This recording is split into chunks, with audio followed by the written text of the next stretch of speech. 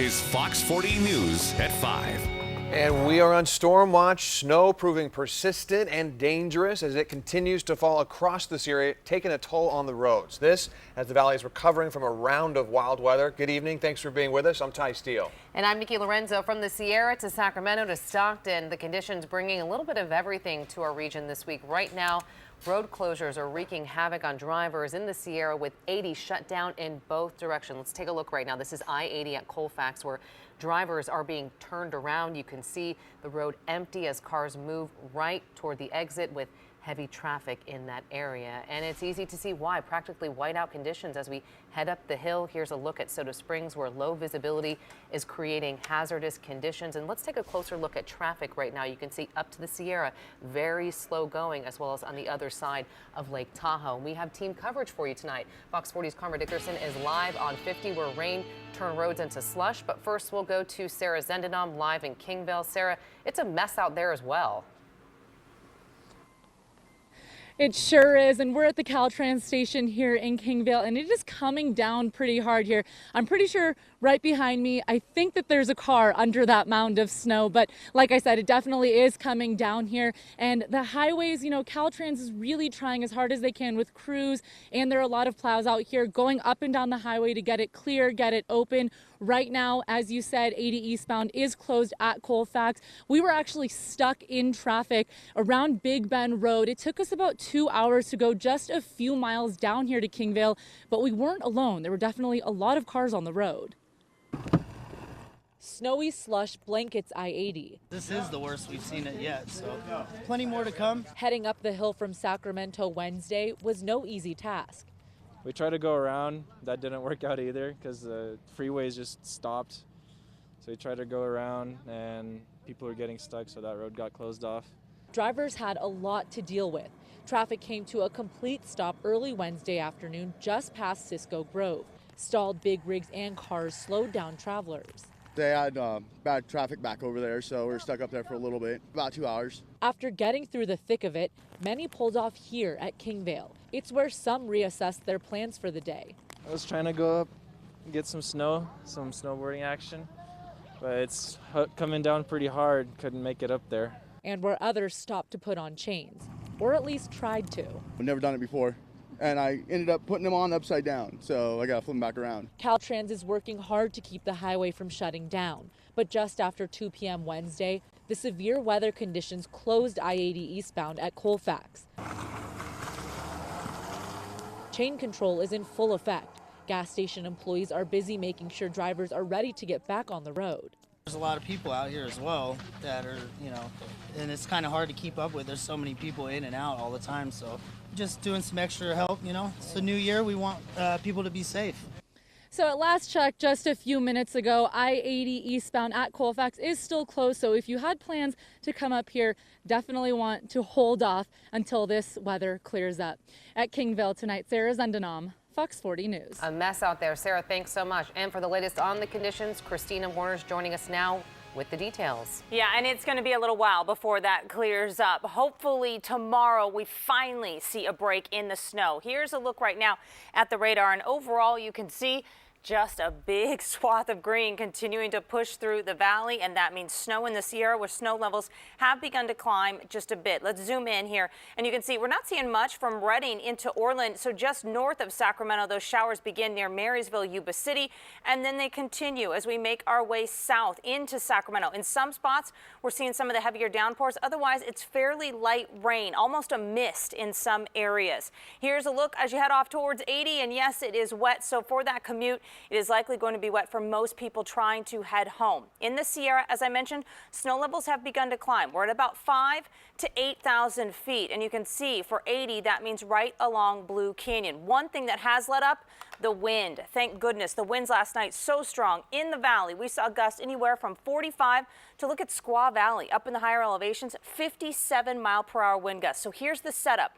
As we go through tonight, rain and snow will continue. But tomorrow into Friday, most of us get a break. Then we start to talk about the more critical storm. That one moves in Saturday into Monday. This is an atmospheric river bringing us more rain than we could possibly need. So that means flooding concerns and a flood watch in effect for everyone through the weekend. Thanks, Christina. And problems persisting along Highway 50 today as well, where drivers were forced to chain up there. Fox 40's Karma Dickerson joins us live in Strawberry. Karma, a lot of fresh flurries coming down right now. Yeah, Ty, we've got a lot of fresh snow, and I can't tell you how happy I am to have the snow as opposed to the rain that we had earlier. It was absolutely brutal. Actually, this is pretty bad too. But again, better than the rain. At least we're not drenched out here. But drivers have definitely had a time dealing with all of the elements. The snow may have moved higher, but the rain pounded down furiously on drivers chaining up along Highway 50. It's scary there, and it's wet. At the Twin Bridges exit, we found some drivers were headed for a post-holiday Tahoe vacation. Yeah, not bad. It's not that much longer to go, so we'll see. Okay. You know. Candace Nan said her family was prepared for bad weather and traffic. Cozy in her minivan, she's having a great time so far. Her husband and father, drenched and struggling with chains in the snow, were a different story. We need a better umbrella. From the amateurs to the pro, truck driver Rick Jorgensen says he's been battling storms since Sunday. Soaked to the bone after putting chains on his big rig, he tells us today's weather is about the worst he's seen all week. More difficult with the wind, yeah. Especially pulling the trailer, you know. Chain control comes right on time. Just 2 minutes east of Twin Bridges, rain turns to snow and roads turn to slush. Early this morning, officials held traffic on Highway 50 for avalanche control. Vehicles have gotten stuck in the snow, but overall, Caltrans and CHP tell us there weren't many major incidents on the northern portion of Highway 50. Further to the south, though, in Placerville, a semi-truck veered off the road and rolled over. The driver got out safely and no other cars were involved. Rick says he's seen it all in the last few days. His advice for making it through? Can't get in a big hurry, and you just have to have the right attitude. So, Ty, I'm sorry, I'm not trying to just give you my good side here. I'm trying to block out a little of this biting snow that's coming down. It stings a little bit if it actually hits you on the skin. But I got to tell you again, it's much better than the rain that a lot of people are dealing with. We were surprised by the amount of travelers we saw going towards Tahoe. A lot of people opting for that midweek vacation, hoping to beat the crowds. Unfortunately, they didn't beat the weather. Reporting live from Strawberry, Karma Dickerson, Fox 40 News. Way to keep a smile in those brutal conditions, Karma. Thank you very much. And here's a look at the roadways right now. As we mentioned, complete closures on 80 at Colfax, Nyack, and Truckee, 20 in Penn Valley and Nevada City, and 89 at Emerald Bay. And while snow blanketed the Sierra, the valley was battered by wind and rain overnight, from flooding to fallen trees. Neighbors were left with a major mess to clean up. It's crucial to have all the leaves and branches picked up so they don't cause bigger problems. Fox 40's Mark Dembski is joining us now in Sacramento. Mark, with another storm on the way, now is the time to really clear that debris. Yeah, good evening, Nikki. You certainly can't say that enough. That storm last night into the early this morning, you, like everybody else, myself, when you woke up, you had all this debris in your local neighborhood.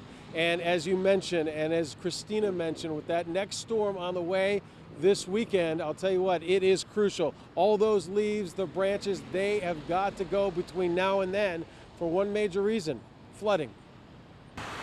Many of us woke up to our streets covered in leaves, branches, and other debris from the storm overnight. But the streets were a mess, right? I mean, they are. And running in the park was interesting this morning with a lot of branches down and things like that. If you were lucky, that's all you had to deal with.